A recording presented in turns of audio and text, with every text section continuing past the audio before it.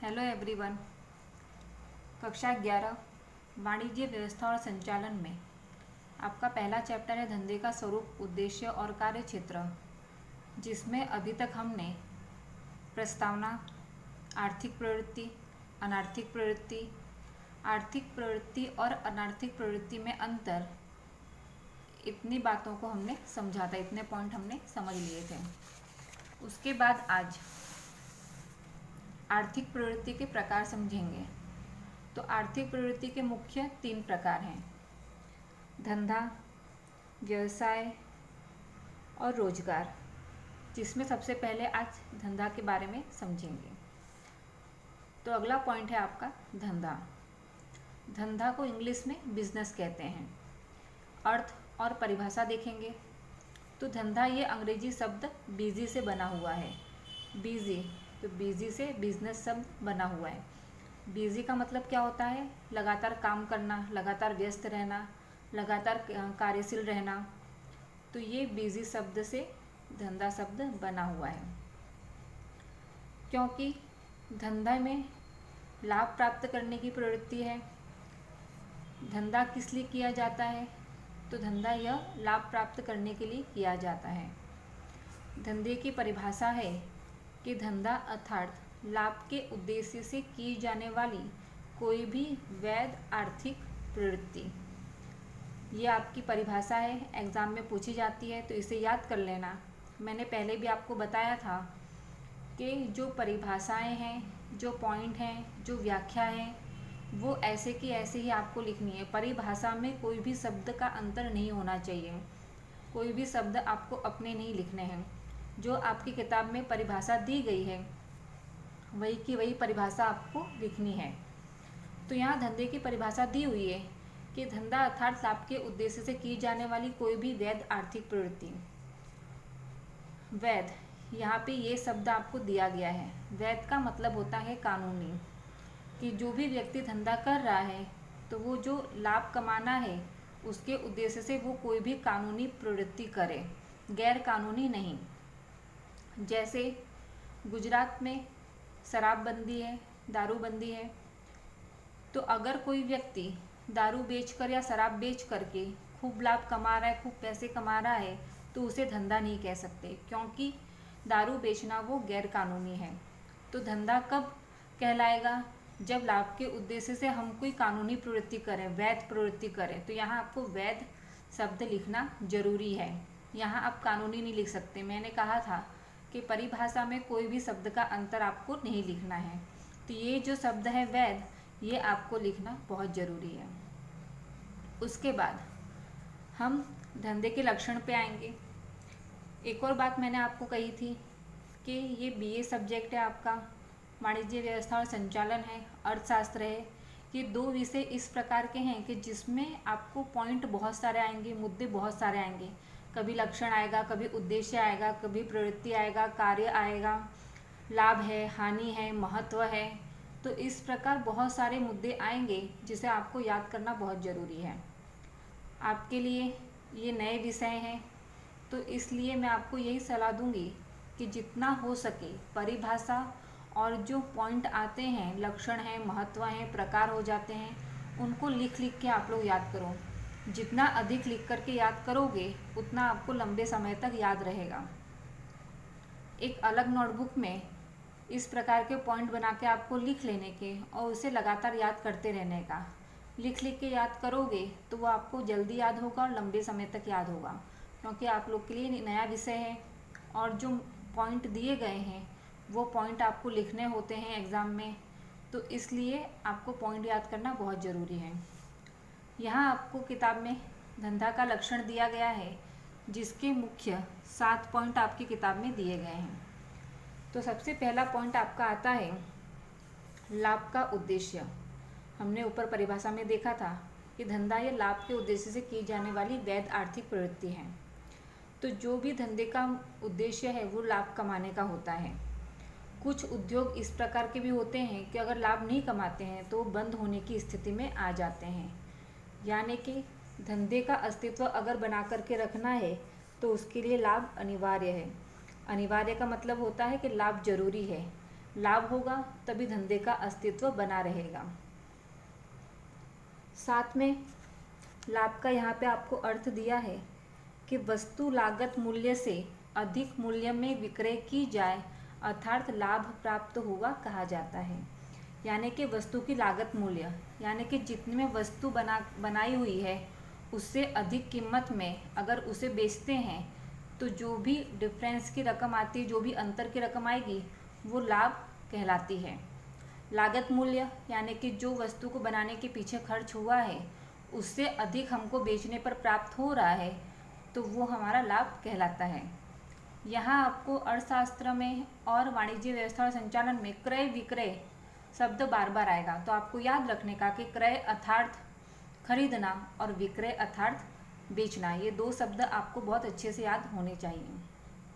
तो इस प्रकार धंधा है तो वो लाभ के उद्देश्य से किया जाता है, लाभ होना उसमें अनिवार्य होता है, जरूरी होता है। अगला पॉइंट आपका आता है वस्तु और सेवा का विनिमय। तो जब कोई भी धंधा किया जा रहा है तो उसमें वस्तु और सेवा का विनिमय होना चाहिए। यहाँ वस्तु और सेवा का विनिमय लिखा हुआ है कि वस्तु और सेवा का उत्पादन करके अथवा खरीद कर उसका विक्रय किया जाए अर्थात वस्तु और सेवा का विनिमय होता है।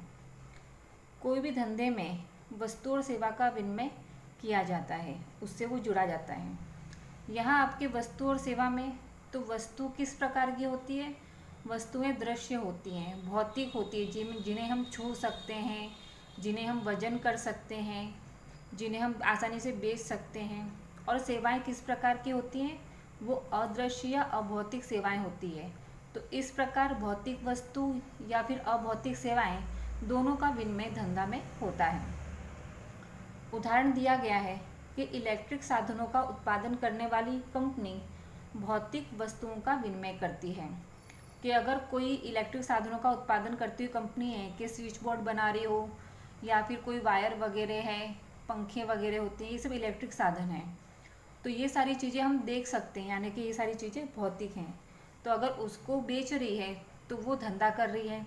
लेकिन विद्युत सेवा की पूर्ति करने वाली कंपनी सेवा का विनिमय करती है।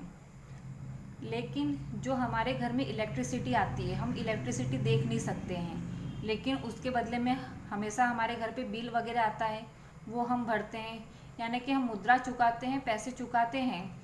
तो ये इलेक्ट्रिसिटी है, विद्युत सेवा है, वो भी हम खरीदते हैं। तो इस प्रकार उसका भी धंधा होता है।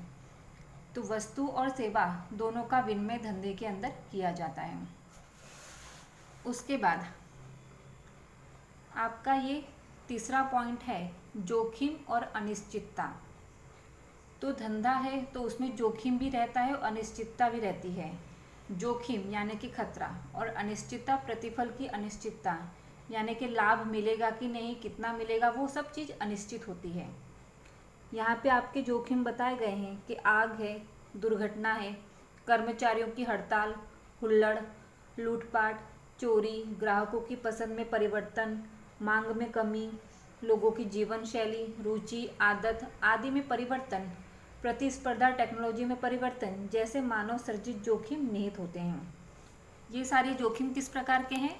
वो मानव सर्जित हैं, मनुष्य के द्वारा निर्मित होते हैं। आग लग जाना माल सामान में, कर्मचारी हैं, अगर कर्मचारी हड़ताल पे चले जाते हैं, कोई हमें बहुत बड़ा ऑर्डर मिला है और कर्मचारी उसी समय हड़ताल पर चले जा रहे हैं, तो वो हमारे लिए नुकसानकारक है। हुल्लड़ हो जा रहा है, दंगा हो जा रहा है, सामान की लूटपाट हो गई, चोरी हो गई। फिर आता है ग्राहकों की पसंद में परिवर्तन, यानी कि जो ग्राहक हैं, हमने अगर वस्तु का उत्पादन किया है लेकिन वस्तु मार्केट में पहुंचने तक ग्राहकों को जो पसंदगी है अगर वो बदल जाती है, उन्हें वो वस्तु पसंद नहीं आती है, तो भी नुकसान होता है। मांग में कमी होती है, लोगों की जीवन शैली, रुचि, आदत आदि में परिवर्तन हो कि जो लोग हैं, जो ग्राहक हैं, अगर उनकी जीवन शैली बदल जा रही है, उन्हें हमने जो वस्तु बनाई है उसमें उनकी रुचि नहीं है, उनकी आदतें बदल गई हैं, तो इसके कारण भी नुकसान हो सकता है। प्रतिस्पर्धा है, एक जैसा माल सामान बनाने वाली बहुत सारी कंपनियां होती हैं कि हम अगर देखें तो एक जैसी चीज़ें बनाने वाली बहुत सारी कंपनियां होती हैं, तो वो प्रतिस्पर्धा कहलाती है। प्रतिस्पर्धा अगर अधिक होगी तो नुकसान होने का भय अधिक होता है। टेक्नोलॉजी में परिवर्तन, साथ में अगर हमने कोई मशीन लेकर के आए हैं, वो पुरानी हो गई है, उससे कम उत्पादन होता है, उसके सामने अगर नए प्रकार की टेक्नोलॉजी आ जाती है तो हमको फिर वैसी नई टेक्नोलॉजी खरीदनी पड़ती है, तो वो नुकसान हमारा कहलाता है। तो ये सारी चीज़ें किस प्रकार के जोखिम है, ये मानवों के द्वारा निर्मित किए गए जोखिम है, तो ये मानव सर्जित जोखिम कहे जाते हैं। प्राकृतिक जोखिम कौन से होते हैं, तो सुनामी, भूकंप, आंधी तूफान, ये सारे प्राकृतिक जोखिम होते हैं।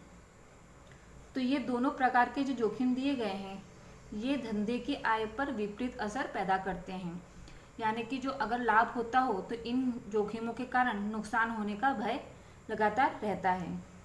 तो इस प्रकार धंधे में जो लाभ है वो जोखिम और अनिश्चितता, कई बार उनके कारण लाभ की जगह हानि होने का भय लगा रहता है।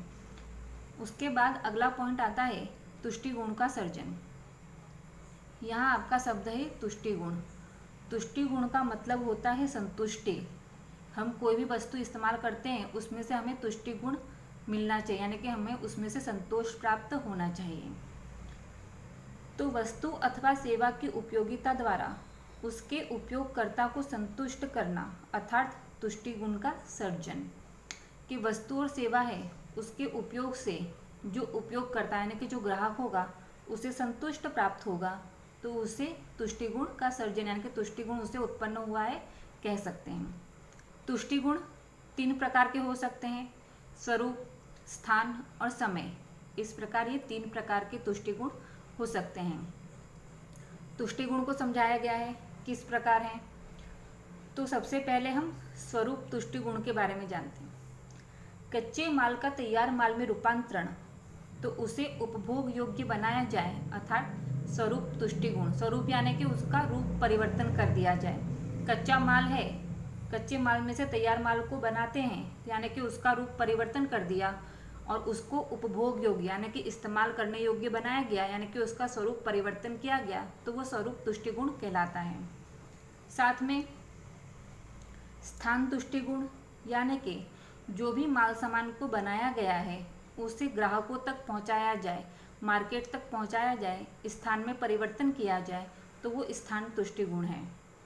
और समय तुष्टि गुण, यानी कि जब ग्राहकों को माल की आवश्यकता हो तब उन तक माल पहुंचाया जाए, या फिर ग्राहकों को माल की आवश्यकता न हो उसे संग्रह करके हम रखते हैं और जब ग्राहकों को ज़रूरत हो और उनको विक्रय किया जाए तो उसे समय तुष्टि गुण कहते हैं। कि जब ग्राहकों को ज़रूरत हुई तो उनकी आवश्यकता को हमने संतुष्ट किया है।